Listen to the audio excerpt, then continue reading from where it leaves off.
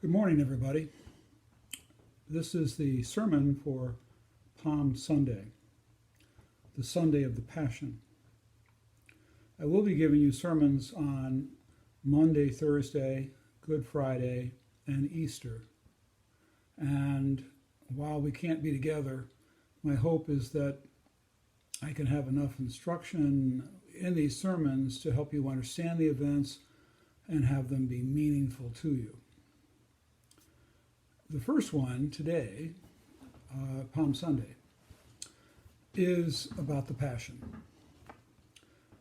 And we again have a hard time seeing Jesus as just a human like us.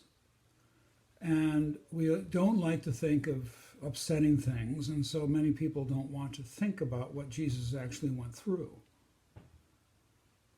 But I think on this particular day, Palm Sunday, the Sunday of the Passion, it is important to understand it. I remember as a boy being in my uncle's house, and there on the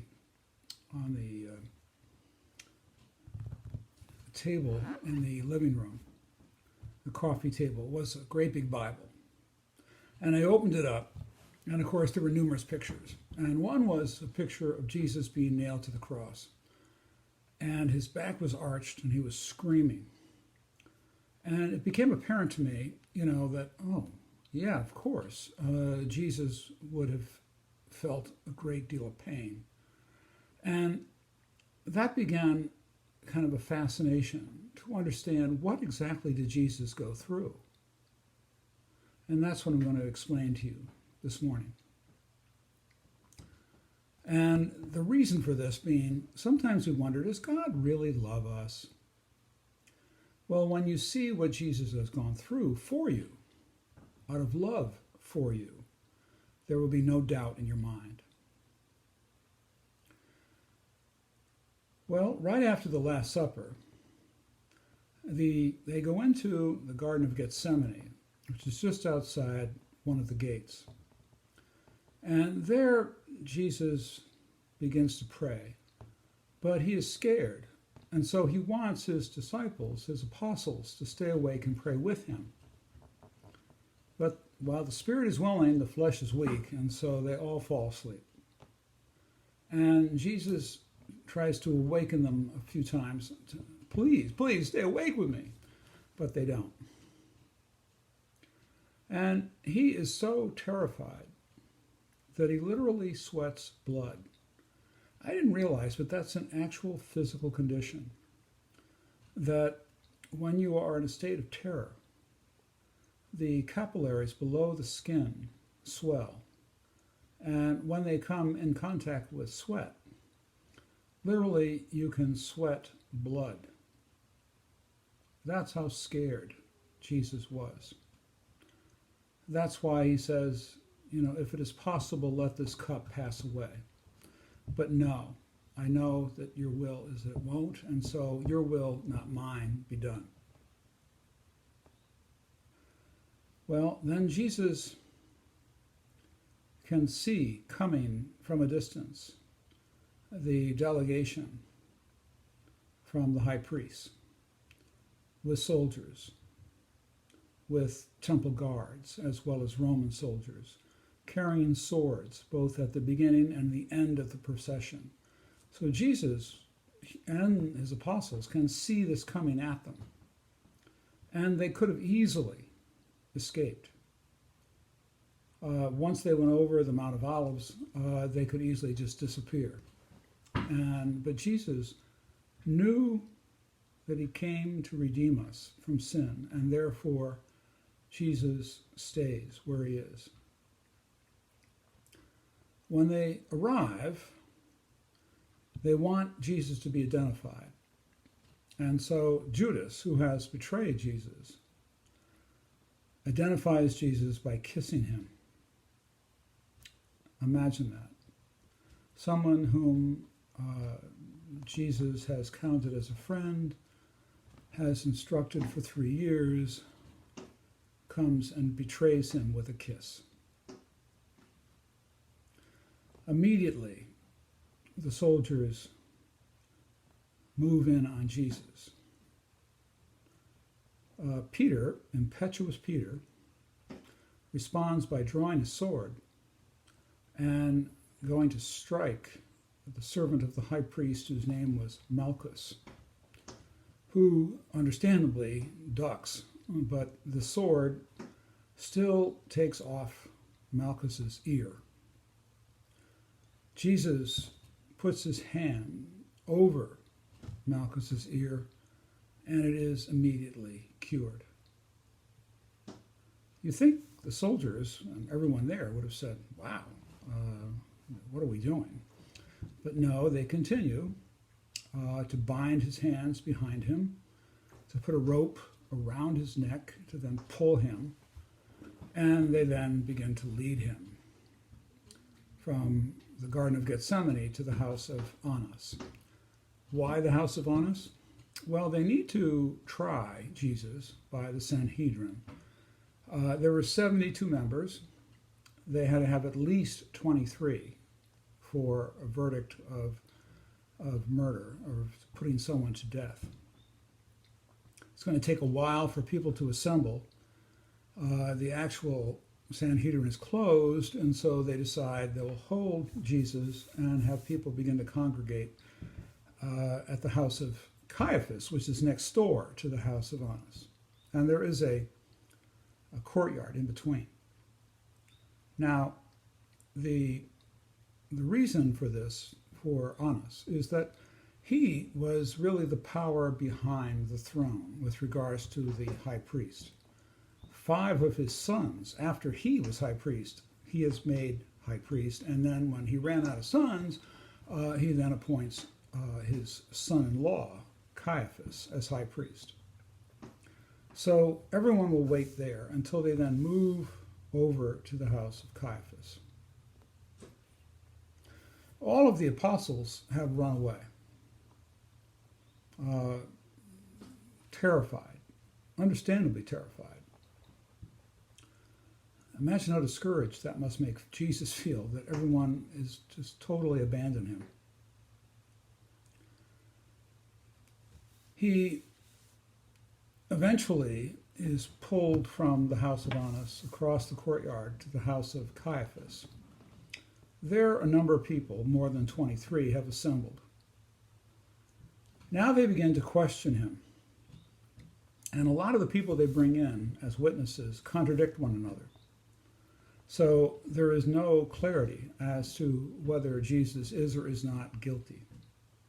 And what would he be guilty of? Claiming that he is the Messiah. This all comes to a head when Caiaphas asks him point blank, "Are you the Messiah? Are you the Son of the Blessed One?" Jesus responds in the Gospel of Mark with just 2 words, "I am." You'll see sometimes Jesus referred to as the great I am. And so Caiaphas at this point rends his garments and says, what further evidence do we need? He has blasphemed. He has maintained that he is the Son of God. And the Sanhedrin then condemns him to death.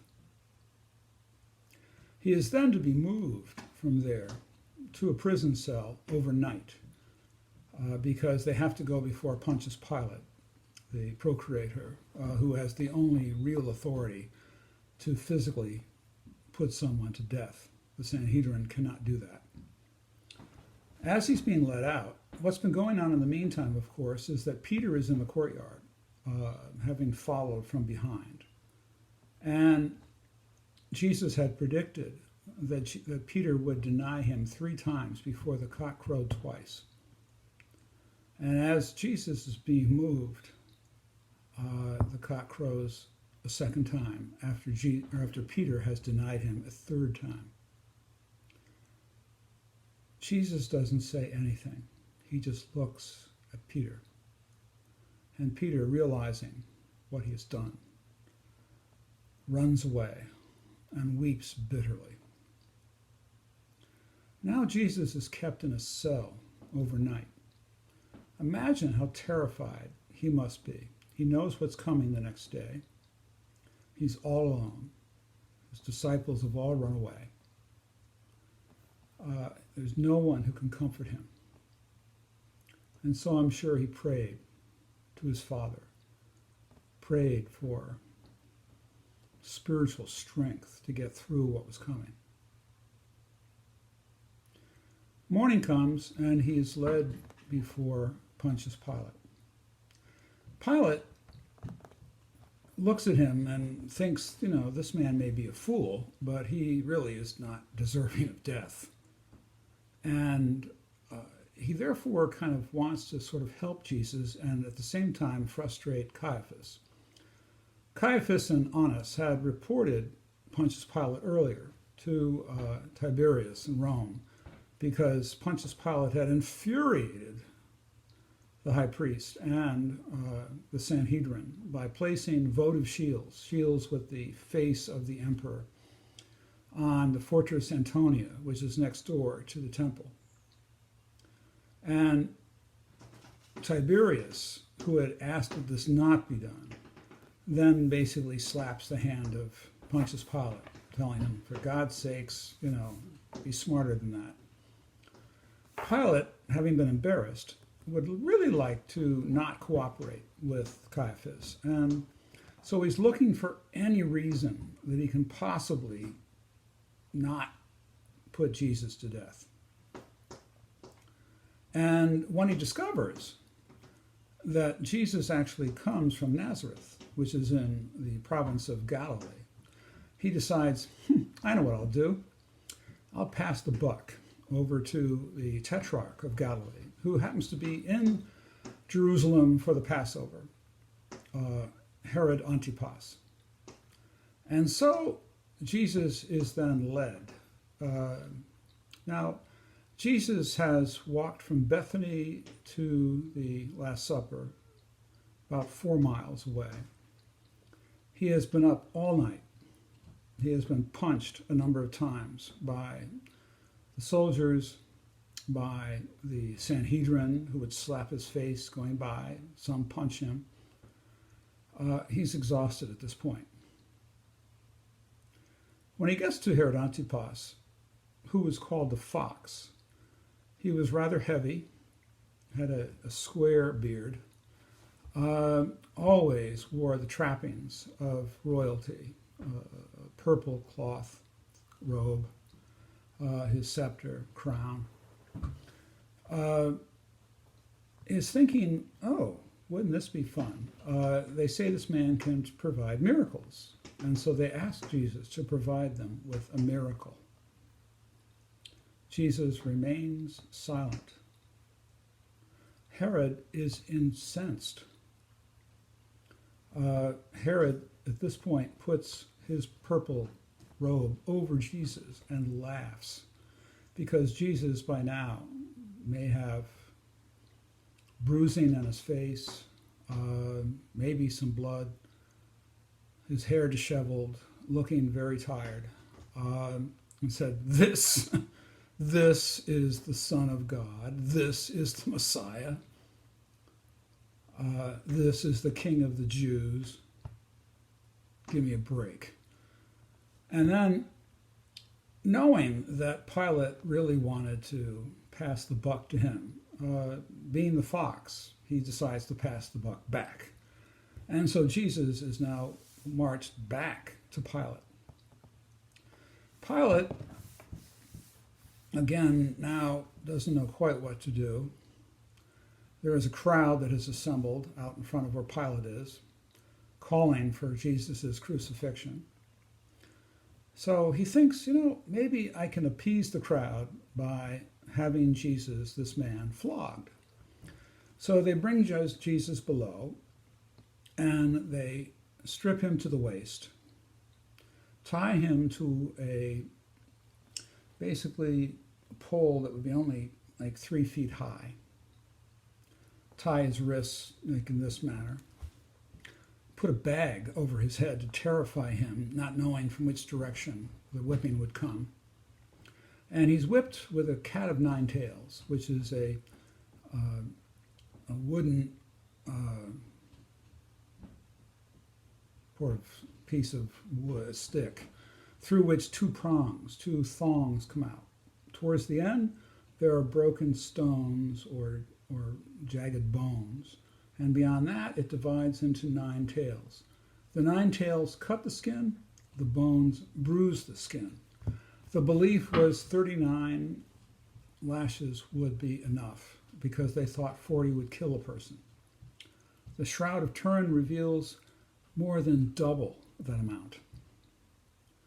This explains, such a vicious beating explains why Jesus will fall 3 times while carrying the cross and die within 3 hours, because the beating was so brutal that he almost died. After the scourging at the pillar, the soldiers, put his garment on him. Actually, this time, surround him also with one of their scarlet cloaks. They take the kindling they had, which was large thorns, maybe the size of your finger, and weave them into a crown and then push this onto his head. His head immediately begins to bleed. And they then blindfold him and then slap him across the face, asking him if he is so much the king. From which direction is the slap coming? Eventually, they know they have to bring him back to Pilate. And so the crown stays on, but the scarlet cloak comes off, and he is led back. Pilate is horrified when he sees Jesus, realizing how brutal this beating has been. He then shows Jesus to the crowd, hoping that they would be sympathetic. There's a famous painting called Ecce Homo, Behold the Man, where Pilate looks at the crowd and points back at Jesus and says, Behold the man. And hoping that they, seeing this, would repent and not want to have him put to death. But no. The high priests have put people throughout the crowd and sort of even given them money to push and yell, crucify him, crucify him. And Pilate is even threatened by them saying, this man claims to be a king. This is an offense against Caesar. If you don't do what we ask, we'll report you again to Tiberius, who will not be very happy with you.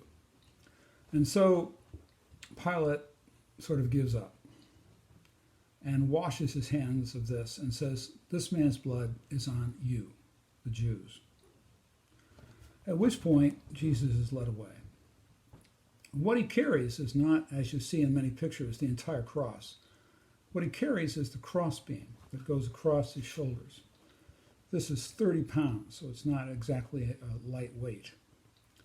And now, he then has to carry this for thousands of feet to get to the place of execution, Golgotha. It is, a bumpy way, and he falls 3 times, scraping his hands, his knees, his face. And by the 3rd time he falls, the centurion, Abinadar, is scared that Jesus is going to die before he even arrives, and so gets someone from the crowd, Simon from Cyrene, to carry the cross the rest of the way for him. When along this path is one of the stations of the cross where Veronica wipes the face of Jesus, it being in her mind a miracle that when she takes the cloth away, there is Jesus' face. But realize Jesus has been bleeding profusely because of the crown of thorns, and therefore his face is literally covered with blood. So it's quite normal and natural that his face would be represented on this cloth when she takes it away. When he finally gets to Golgotha, Golgotha actually means the place of the skull. In English, Calvary. And The reason for that is this is where people who were criminals would be crucified. And they often would have no family who would come and claim the body. And the body, they would just take off the cross and let it fall on the ground. And it would be eaten by animals. And so there would be skulls there. And a horrific scene.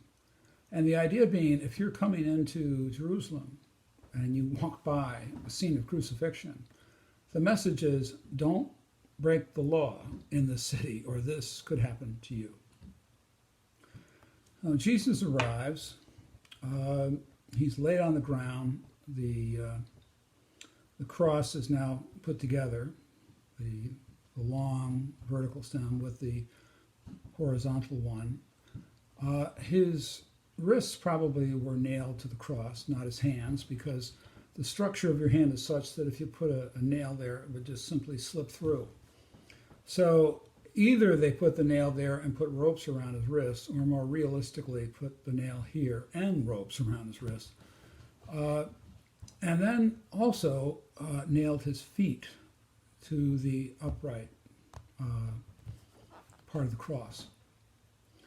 There is a peg underneath his feet and one basically underneath where he might sit. And the logic of this is that it's to make this all the more horrific. The manner of death is not by bleeding to death. The manner of death is suffocation. By having your hands over your head, it becomes very difficult to breathe. And so to help yourself breathe, you have to push yourself up on that peg to be able to breathe. When you do, your back is scraping along this rough-hewn cross. You know, it was bad enough, but now he has slivers into the areas where he had been scourged. And this goes on and on and on. Eventually, you know, you can't take it and you slump. When you slump, you can't catch your breath. All of a sudden, you wake up quickly, and you repeat this over and over and over again until finally you collapse and cannot bring yourself back up, and you die. You suffocate. The day is the day before the Passover, and so the soldiers realize they have to get this done by the end of the day. And so what they end up doing is they were going to have to break the legs of the two thieves on either side and Jesus to force them to slump. When they come to Jesus, he's already dead. He has yelled out, "It is finished," a victory cry that he's gone through his life without committing a sin. But he's dead already. And so the centurion takes a lance just to make sure and shoves it through his heart. And what seems to come out is water and blood. What is actually coming out is blood and fluid around his heart, pericardial fluid, which would have given him such pressure that he would have felt like he was having a heart attack while carrying the cross, which again explains why he fell 3 times and does explain why he died so quickly in 3 hours versus usually 3 days. Well, Jesus is now dead. He, as I said, yells out, "It is finished." But it is not finished for you and me. During the Eucharist, we say, "Christ, our Passover, is sacrificed for us." And you respond, "Therefore, let us keep the feast." Well, the question today is, do you keep the feast? Jesus was demonstrating the love that God has for us, that Jesus has for us, that he would be born as a human, that he would go through life as a human with all of its suffering, and that he would, if necessary, and it was, for him to be arrested, scourged, crucified, and die for us, all the while not committing a sin.